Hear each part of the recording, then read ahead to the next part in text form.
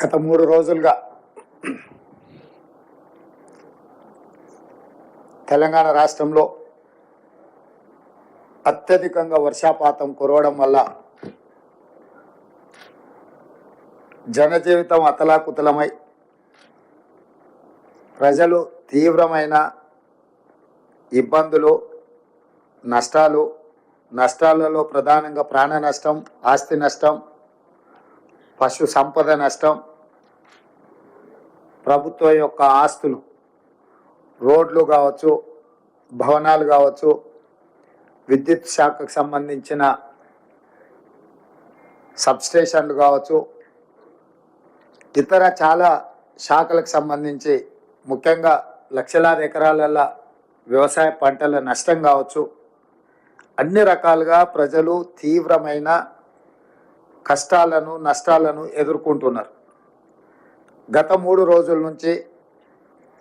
రాష్ట్ర ప్రభుత్వం, అధికారులు,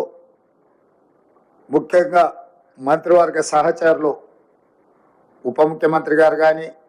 సాగునీటి పారుదల శాఖ మంత్రి గారు కానీ, R&B శాఖ కానీ, రెవెన్యూ శాఖ కానీ, వ్యవసాయ శాఖ కానీ, మిగతా శాఖలకు సంబంధించిన మంత్రులందరూ కూడా నిత్యం ప్రజలలో ఉండి ప్రజలకు ఒక నమ్మకాన్ని, విశ్వాసాన్ని కల్పిస్తూ ఈ సంక్షోభ సమయంలో ఆ సంక్షోభాన్ని పరిష్కరిస్తూ అధికారులందరినీ కూడా సమన్వయం చేసుకుంటూ సహాయక చర్యలలో రాష్ట్ర ప్రభుత్వం తలమునకలై ఉన్నది. నేను స్వయంగా దాదాపుగా 2 రోజుల నుంచి నిరంతరం చీఫ్ సెక్రటరీ, డీజీపీ, డిజాస్టర్ మేనేజ్మెంట్కి సంబంధించిన అధికారులను, అన్ని జిల్లాల కలెక్టర్లను, ఎస్పీలను, కమిషనర్లను సమన్వయం చేస్తూ వారికి సరైన విధంగా దిశ నిర్దేశిస్తూ దాదాపుగా 48 గంటల నుంచి కంటి మీద కునుకు లేకుండా ప్రభుత్వ యంత్రాంగం అంతా కష్టపడి పనిచేసి ప్రజల్ని ఆదుకొని ప్రజల ప్రాణ నష్టం, ఆస్తి నష్టం లేకుండా చేయాలనే ప్రయత్నం చేసినాం. అయినా దురదృష్టకరం, అందుతున్న ప్రాథమిక సమాచారం ప్రకారం 16 మంది ప్రాణాలు పోవడం కానీ, కొంత పశు సంపద నష్టపోవడం, వేలాది కోట్ల రూపాయల ఆస్తులు నష్టపోవడం, లక్షలాది ఎకరాలలో పంట నష్టం, ఇవన్నీ ఎంత ప్రయత్నం చేసినా ఈ ప్రకృతి మానవ ప్రయత్నాలను అన్నిటిని కూడా కాదని ఈరోజు ఈ నష్టానికి దారితీసింది. ఈ నష్టాలను, ప్రజల యొక్క కష్టాలను చూసి హైదరాబాద్ సచివాలయంలోనూ, కమాండ్ కంట్రోల్ రూమ్లోనూ ఉండి పర్యవేక్షించడం, ఈ పనులను ఆదేశించడమే కాకుండా క్షేత్రస్థాయిలో మా మంత్రివర్గ సహచరులు గత 48 గంటల నుంచి ప్రజలకు అందుబాటులో ఉండే ఏదైతే వాళ్ళను ఆదుకోవడానికి ప్రయత్నం చేస్తున్నారో నేను కూడా స్వయంగా పాల్గొనాలని ఈరోజు సూర్యాపేట జిల్లాలో హుజూర్ నగర్, కోదాడ, తుంగతుర్తి నియోజకవర్గాలకు సంబంధించి సూర్యాపేట జిల్లా సమీక్ష చేసి అక్కడి నుంచి ఖమ్మం జిల్లాకు వచ్చి ఖమ్మం జిల్లాలో కూడా పాలేరు నియోజకవర్గంలో రాజీవ్ గృహకల్ప ప్రాంతాన్ని, మున్నేరు వాగు వాళ్ళపైన చూపించిన ప్రకోపం, తద్వారా వందలాది కుటుంబాలు నిరాశ్రయులు కావడం, ప్రాణాలు కోల్పోవడం విషయాన్ని కూడా అక్కడ పరిశీలించినాం.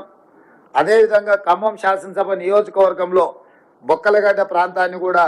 ఆ కాలనీలలో ప్రజల దగ్గరికి వెళ్ళి వాళ్ళకి జరిగిన ఇబ్బందులను, కష్టాలను పరిశీలించడం, అదేవిధంగా పెత్తండ దగ్గర కూడా ఆ తండాకు సంబంధించిన అంశాలను కూడా తెలుసుకోవడం, ఇవన్నీ కూడా క్షేత్రస్థాయిలో జరుగుతున్న నష్టాన్ని, ప్రాణాలు కోల్పోయిన కుటుంబాలకు సాంత్వన చేకూర్చడానికి ఈ ప్రభుత్వం మీకు అండగా ఉంటుంది, మిమ్మల్ని ఆదుకుంటుందని ఒక విశ్వాసం కల్పించడానికి పూర్తి స్థాయిలో ప్రయత్నం చేస్తున్నాం. అధికారులకు కూడా ఆదేశాలు ఇవ్వడం జరిగింది. అంటు రోగాలు, ఎందుకంటే వర్షం అత్యధికంగా వచ్చినప్పుడు, వరదలు వచ్చినప్పుడు వరదతో పాటు కాలనీలకు, ఇళ్లకు, కుటుంబాలకు బురద రావడం, వరద పోయినా కూడా బురద అట్లే ఉండడం, తద్వారా అంటు రోగాలు